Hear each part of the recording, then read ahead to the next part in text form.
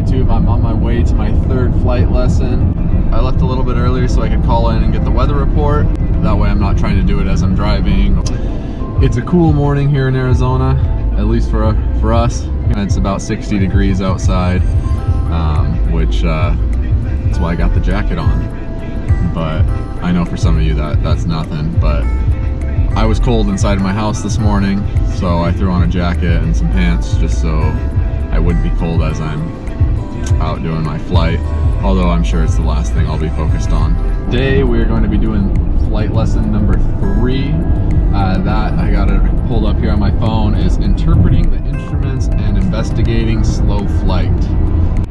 Hopefully you guys will be able to see some of those things on camera as I'm in the airplane. My instructor did say he has maybe some equipment to connect the GoPro up to the radios so you can hear everything that we're saying more clearly when we're actually up in the air.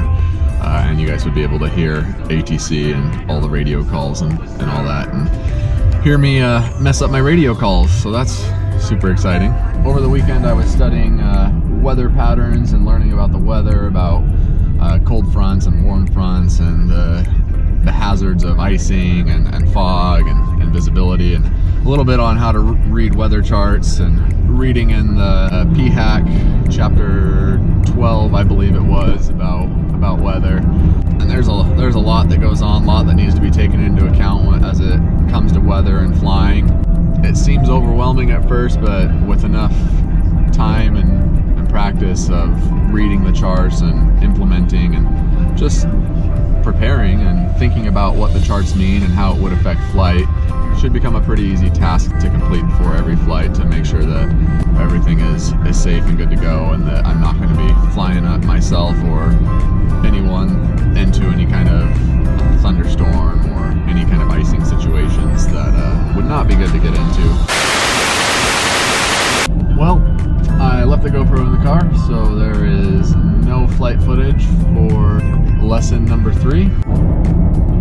I was distracted with trying to call and get the weather information, and didn't actually end up working out, so my instructor showed me how to request weather information through ForeFlight, which was cool, but he still said he recommends calling, getting the information, just to make a good habit of it and getting familiar with it. We did some turns while maintaining rudder with the ailerons back and forth. We did some slow descent turns coming out on a heading and then maintaining an altitude. We would start at 4,500 feet, say 3,000 feet was our landing strip altitude, and we would make a couple turns as if we were in a left traffic pattern, and then we would make our approach. We would slow down, add flaps, and try to maintain speed as we added flaps from 90 to 85 to 80, and then once we were getting close to 3,000, we were trying to find a roadway kind of that we were lining up with, and hopefully we were not coming in too low or too high. We didn't have a glide slope indicator or anything, so it was kind of hard to judge that, but it was good to try to maintain the plane at the airspeeds necessary for landing, and trying to maintain it straight, obviously, but lined up with a roadway.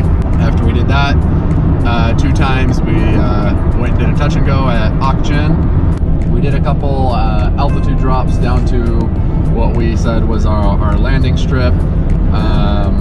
It was kind of hard for me to kind of judge where we were and all that stuff, just based off of not having an actual location. Next time, hopefully we can pick out a location where I can kind of judge how far we are and where we need to be and stuff. But we started at 3,500 feet and we would drop down to 2,500 feet.